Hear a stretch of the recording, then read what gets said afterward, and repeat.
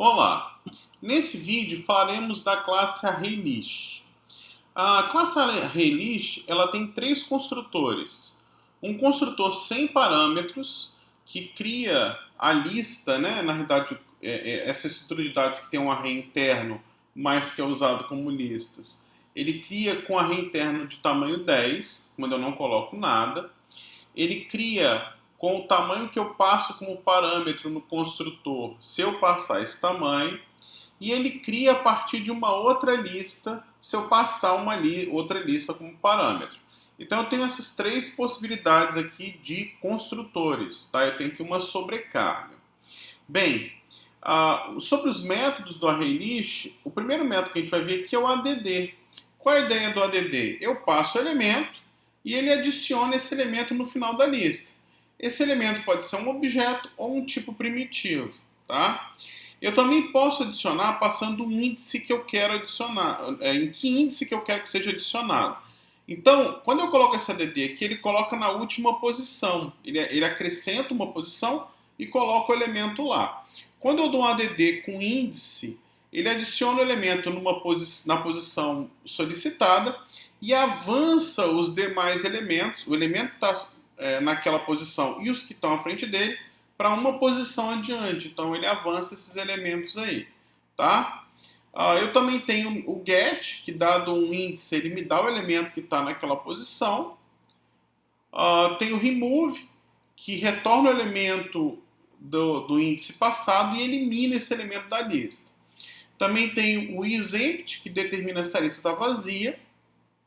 Tenho também o set, que seta um elemento informado numa posição, mas ele elimina o elemento anterior, né? Ele pega esse valor, retorna, mas ele pega o valor antigo para retornar, mas ele substitui o valor antigo pelo valor novo.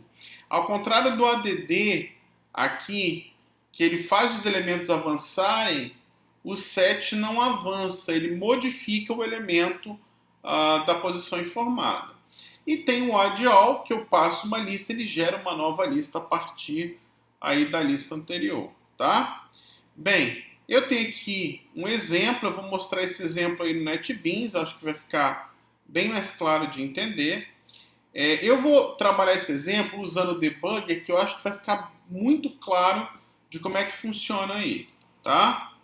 Bem, comecei aqui, eu não tenho nenhum array criado, vou dar um passo, é criado aqui o ALS1 com tamanho 0. Bem, depois é criado o ALS2 com tamanho 0. Eles têm lá esse aqui é criado com vetor interno de 10 posições, esse aqui com 80. Mas aqui no debugger ele não mostra a estrutura interna, né?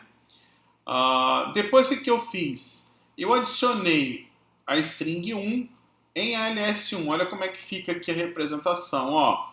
O size passa a ser 1 e na posição 0 tem lá o valor 1, tá? A string 1. Depois eu uso o ADD para adicionar o 2. O que ele vai fazer? Ó, ele vai colocar o 2 na posição 1. Então o 1 está na posição 0 e o 2 está na posição 1. Agora olha o que ele vai fazer. Ele vai dar um ADD da string 3 na posição 1. Na posição 1 aqui a gente tem a string 2. O que ele vai fazer? Vai avançar o 2 e vai colocar o 3 entre o 1 e o 2. Olha só. Foi isso que aconteceu. Ó. Depois o que a gente fez? A gente mandou imprimir aqui, ó, als1.get posição 1. O cara que está na posição 1 aqui é o 3. Então quando eu pedir para imprimir, né, vou pegar o valor e vou imprimir.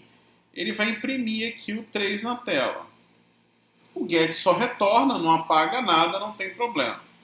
Bem, o remove, ele vai apagar o cara da posição 0, que é a minha string 1 aqui, ó. Tá?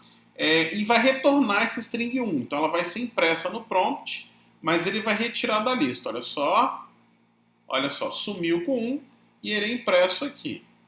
Aí a gente, para mostrar, a gente pede para pegar o cara que está na posição 1 de novo. Agora o cara na posição 1 é string 2. Olha lá, ó. String 2. Tá?